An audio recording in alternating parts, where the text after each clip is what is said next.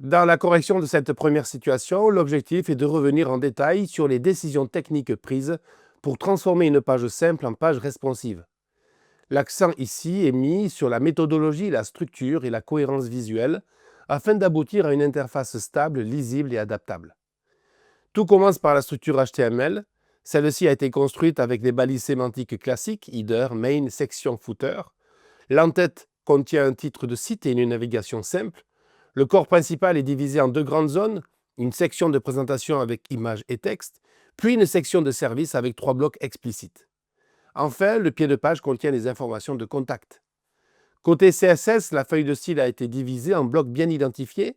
Une attention particulière a été portée aux marges internes, le padding, à l'aération des contenus et à la typographie. L'ensemble est centré autour d'un ton doux, naturel, avec un fond clair et des textes contrastés mais non agressifs. La première grande étape a été l'utilisation de Flexbox dans la grille de service.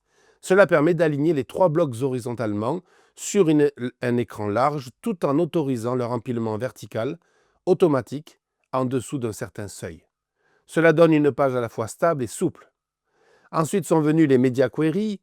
3 breakpoints ont été mis en place, 124 pixels, 768 pixels et 480 pixels. À chaque palier, la mise en page a été adaptée. Suppression des marges excessives, réduction des tailles de titres, passage des services en colonne. L'objectif étant que la page reste toujours lisible, équilibrée et fonctionnelle, quel que soit le format.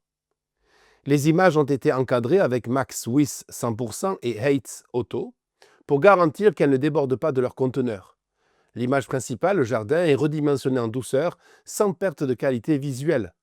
La navigation, bien que simple, a été recentrée en mode mobile avec des liens plus espacés.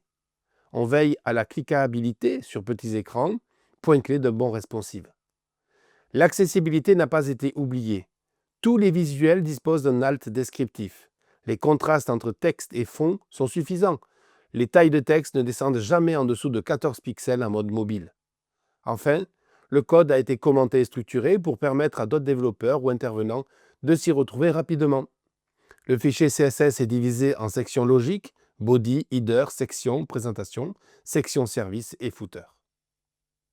La correction de cette deuxième situation repose sur une approche d'ajustement CSS en conservant un HTML figé. L'exercice consistait à transformer une page fixe en une interface fluide et adaptable, uniquement par l'ajout d'un fichier CSS responsive. Le défi était de respecter strictement le HTML fourni, tout en apportant un confort de lecture et d'affichage sur tout type d'écran. Il a donc fallu travailler avec l'existant, repérer ses limites, puis compenser via le CSS. La première étape a été l'analyse des points de blocage, unité en pixels, largeur absolue d'image, marge rigide, etc. Le diagnostic a permis d'identifier rapidement que les éléments principaux étaient conçus pour un affichage desktop sans aucune logique d'adaptation.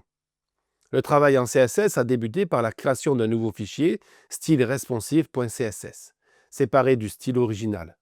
Ce fichier a été inclus dans le head du HTML sans modifier ce dernier. Cela permet de respecter la contrainte imposée par l'exercice. Les premiers correctifs ont visé les largeurs, passage en pourcentage, suppression des valeurs width 600 pixels et remplacement par max width 100%. Cette première vague d'adaptation a déjà permis une meilleure fluidité. Ensuite, Flexbox a été introduit pour la section des actions à l'origine rigide. En mode desktop, les blocs restent côte à côte, mais en dessous de 768 pixels, ils passent automatiquement en colonne centrée et aérée. L'introduction de Media Query a permis d'adapter les paddings, marges et tailles de texte en fonction des différents formats. 3 breakpoints ont été établis, 124 pixels, 768 pixels et 480 pixels. Chacun déclenche un ajustement spécifique, réduction de la taille des titres, espacement vertical accru entre les blocs, réorganisation des sections en mode colonne. Les marges ont également été gérées via Max Width 100% pour garantir qu'elles n'éclatent pas la mise en page.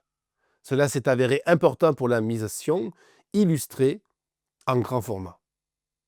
Au-delà de la technique, un soin particulier a été porté à l'accessibilité.